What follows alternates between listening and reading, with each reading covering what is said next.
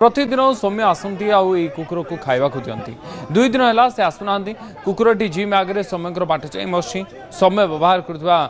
गाड़ीटी gym तले सेमती parking होती जिम निकट दोकानी मान कहवा कथा से बहुत भल स्वभाव थे नियमित जिम को आसुले खूब शांत और खुशी मिजाजर युवक थे निर्मम भाव में हत्या कर कठोर कठोर कार्यानुष्ठान नि जाऊ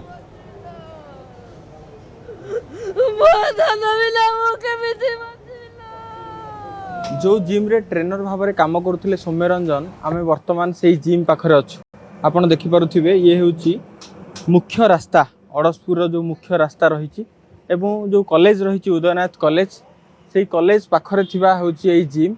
ये मुख्य रास्ता कड़े ये जिम टी रही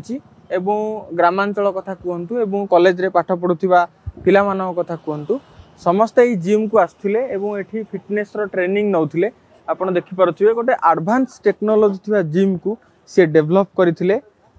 गोटे पेरिफेरियल जगार एवं सौम्यरंजन जहाँ कहुच्छी बर्तमान पर्यंत जहाँ कहते समस्ते बेस भल स्वभाव थिले एवं बहुत बड़ विजन तांकर थिला देखिपे से जो बाइक व्यवहार करुथिले गोटे जावार रही बाइक टी स्टाइलिश गाड़ी रही आपड़ देखिपे ता उपरे मध्य तांको फोटो लागिथिबा गोटे देखिपे ये गोटे मध्य गोटे बैनर टे रही पोस्टर टे जो थे तांकर मध्य फोटो रही फिटनेस गैलेक्सी बोली लेखा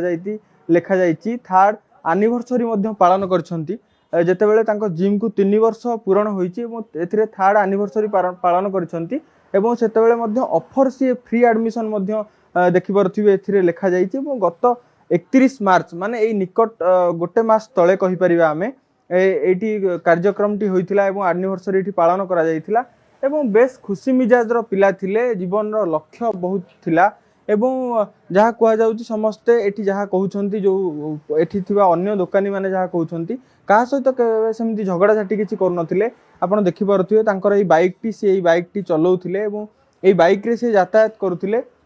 घटना दिन मध्य से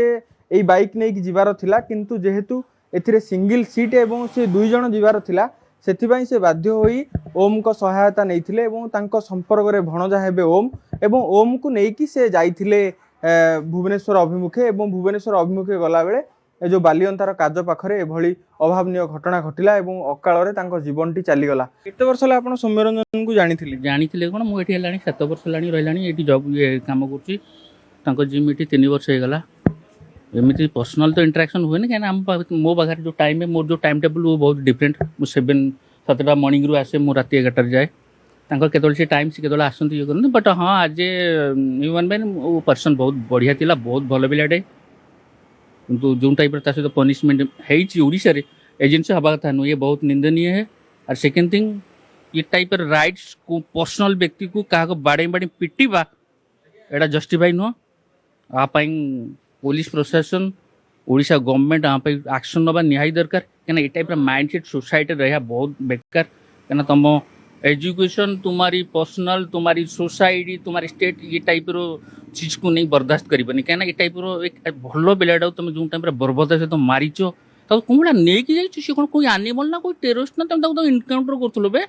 ताको जो टाइप रे तुम नै कि जाइछु गोटा ह्यूमन बीइंग आमे जदी आमे ता जगह थे हम कोन फील करथांते ए टाइप रो हब्बा कथा